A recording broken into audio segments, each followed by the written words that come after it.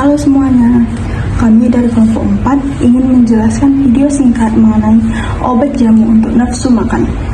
Dengan anggota sebagai berikut. Baiklah, sebelum kita mendalami materi mengenai jamu nafsu makan, ada baiknya kita mengetahui apa itu jamu terlebih dahulu. Pengertian jamu dalam Peraturan Menteri Kesehatan Nomor 003 Menkes per 1/2010 adalah obat tradisional yang terdiri dari bahan ramuan, bahan yang berupa bahan tumbuhan, bahan hewan, bahan mineral, sediaan sarian atau galenik, atau campuran dari bahan tersebut, yang secara turun-temurun telah digunakan untuk pengobatan dan dapat diterapkan sesuai dengan norma yang berlaku di masyarakat. Selanjutnya, apa sih jamu nafsu makan itu? Jamu nafsu makan adalah minuman herbal tradisional yang secara khusus diracik dari campuran bahan alami seperti rempah-rempah, tanaman obat, dan ramuan tradisional yang diyakini memiliki efek untuk merangsang atau meningkatkan nafsu makan seseorang. Jamu ini telah digunakan secara turun-temurun di Indonesia sebagai solusi alami bagi mereka yang mengalami penurunan selera makan baik pada anak-anak maupun orang dewasa. Pada herbal tanaman, ada 3 jenis tumbuhan yang lebih umum dan lebih sering kita temukan untuk meningkatkan nafsu makan. Yang pertama ada jahe, yang dimana jahe ini menunjukkan ia dapat merangsang enzim pencernaan dan mengurangi rasa mual, sehingga secara tidak langsung meningkatkan nafsu makan. Yang kedua ada kunyit. Kunyit ini dapat merangsang produksi cairan empedu yang membantu memecah lemak dalam makanan, sehingga ia mengirimkan sinyal ke otak bahwa perut sudah kosong dan siap untuk menerima makanan. Dan yang ketiga ada temulawak, di mana banyak penelitian di Indonesia membuktikan bahwa temulawak efektif meningkatkan nafsu makan. Temulawak efektif dalam meningkatkan produksi enzim pencernaan yang berkontribusi pada peningkatan selera makan. Inilah yang menyebabkan bahwa nafsu makan akan semakin tinggi. Dan 3 herbal ini bermanfaat dalam meningkatkan nafsu makan. Bahan kimia obat atau BKO yang sering disalahgunakan dalam jamu penambah nafsu makan. Terdapat 2 jenis BKO yang paling umum ditemukan dalam kasus ini, yaitu ciproheptadin dan prednison. Pertama, ciproheptadin merupakan obat dari golongan antihistamin yang seharusnya digunakan untuk mengatasi alergi. Namun, obat ini memiliki efek samping berupa peningkatan nafsu makan. Efek inilah yang membuatnya sering disalahgunakan sebagai campuran dalam jamu penambah nafsu makan, terutama yang dijual tanpa izin resmi.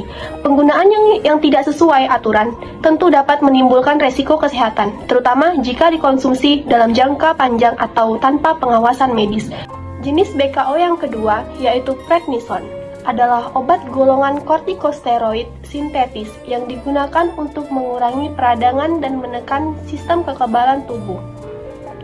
Di sisi lain, salah satu efek samping dari penggunaan prednison adalah peningkatan nafsu makan dan berat badan. Karena efek ini, prednison kadang juga sering disalahgunakan dalam jamu ilegal, terutama yang dipasarkan untuk menambah berat badan secara instan. Maka dari itu, penting bagi kita untuk mewaspadai keberadaan BKO dalam jamu, karena meskipun memberikan efek cepat atau instan, penggunaan obat-obat tersebut tanpa pengawasan medis dapat menimbulkan dampak negatif yang serius bagi kesehatan. Efek samping BKO-nya. Yang pertama ada ciproheptadin, yang dimana efek samping pada umumnya mengantuk atau sedasi sangat sering terjadi. Kedua ada pusing, mulut kering, mual dan muntah, menyebabkan sembelit, peningkatan berat badan. Yang kedua itu ada prednison. Beberapa efek samping yang dapat muncul antara lain kenaikan berat badan berlebihan, penekanan sistem imun, meningkatkan risiko infeksi karena daya tahan tubuh melemah, gangguan hormonal seperti gangguan menstruasi pada wanita, jerawat, dan pertumbuhan rambut berlebih. Pada analisis senyawa BKO dalam jamu, yaitu senyawa ciproheptadin HCl, digunakan metode KLT atau kromatografi lapis tipis, di mana metode ini didasarkan pada perbedaan daya serap absorpsi dan daya partisi serta kelarutan dari komponen-komponen kimia yang akan bergerak mengikuti kepolaran dari elemen. KLT merupakan metode yang cepat, sederhana, dan digunakan untuk meyakinkan identifikasi yang dilakukan. Dalam prosedur analisis ini digunakan alat-alat seperti beker gelas, chamber, corong kaca, mortir dan stamper, magnetic stirrer, neraca analitik, pipa kapiler, dan sudik. Sedangkan bahan yang digunakan yaitu air suling, aluminium foil, etanol, kapsul sampel jamu penggemuk badan, kertas saring, kloroform, metanol, pot KLT silika gel GF254, dan pembanding ciproheptadin HCl tablet. Adapun prosedur analisis yang pertama yaitu pembuatan larutan sampel uji, di mana sampel kapsul herbal jamu ditimbang serbuknya sebanyak 2 gram, kemudian dilarutkan ke dalam etanol 95% sebanyak 5 ml, dimaserasi sambil diaduk selama 30 menit. Kemudian, larutan tersebut disaring dan ditampung filtratnya. Prosedur analisis yang kedua yaitu pembuatan larutan pembanding, di mana tablet ciproheptadin HCl digerus di dalam lumpang, kemudian ditimbang sebanyak 2 gram. Serbuk 2 gram tersebut dimasukkan ke dalam air lumier dan dimaserasi dengan etanol 95% sebanyak 50 ml sambil diaduk selama 30 menit. Kemudian, larutan disaring dan ditampung seluruhnya sebagai larutan pembanding. Prosedur analisis yang ketiga yaitu uji metode kromatografi lapis tipis, di mana disiapkan plat KLT sepanjang 10 x 4 cm dengan jarak rambat 8 cm, kemudian di oven.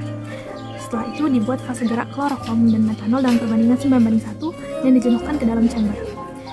Setelah plat dikeluarkan dari oven, dilakukan penotolan sampel dan baku pada plat.